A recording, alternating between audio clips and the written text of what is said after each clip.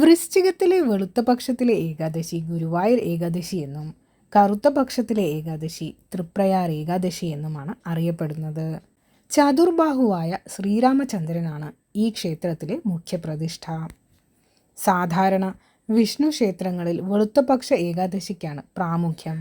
എന്നാൽ തൃപ്രയാറപ്പൻ്റെ ശൈവ ചൈതന്യം മൂലമാണ് ഇവിടെ കറുത്തപക്ഷ ഏകാദശി പ്രധാനമായത്.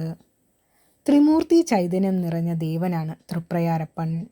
ലക്ഷ്മി ദേവി ഭൂദേവി സമേതനായ തൃപ്രയാറപ്പനെ തൊഴുത് പ്രാർത്ഥിച്ചാൽ സകല ദുരിതങ്ങളും ദാരിദ്ര്യവും നീങ്ങും എന്നാണ് വിശ്വാസം. തൃപ്രയാർ ഏകാദശി ദിനത്തിലെ ഭഗവാന്റെ നിർമ്മാല്യ ദർശനം ശ്രേഷ്ഠവും പുണ്യദായകവുമാണ്. ഗുരുവായൂരിൽ ഏകാദശി ദിന ചടങ്ങുകൾ പോലെ തന്നെയാണ് തൃപ്രയാറിലെയും. ഏകാദശി ദിവസം രാത്രിയിൽ ഭഗവാന് ദ്വാദശി സമർപ്പണമുണ്ട്. അന്നേ ദിവസം ഭഗവാനെ തൊഴുത് പ്രാർത്ഥിച്ച് കാണിക്ക അർപ്പിക്കുന്നത് ഒരു പ്രധാന ചടങ്ങാണ്. ഏകാദശിയുടെ തലേന്ന് നടത്തപ്പെടുന്ന പ്രധാന ചടങ്ങാണ് ദശമി വിളക്ക്.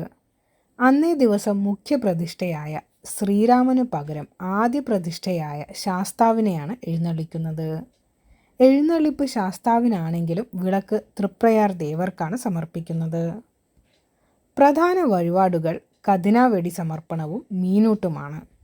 10, 101, 1001 എന്നീ ക്രമത്തിലാണ് വഴിപാട്.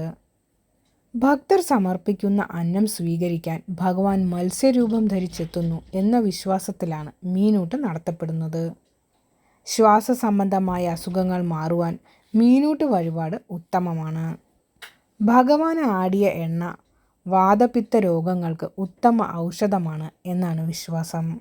ശ്രീരാമനാമം ജപിക്കുന്നിടത്തെല്ലാം ഹനുമാൻ സ്വാമിയുടെ സാമീപ്യമുണ്ടാവും എന്നാണ് വിശ്വാസം.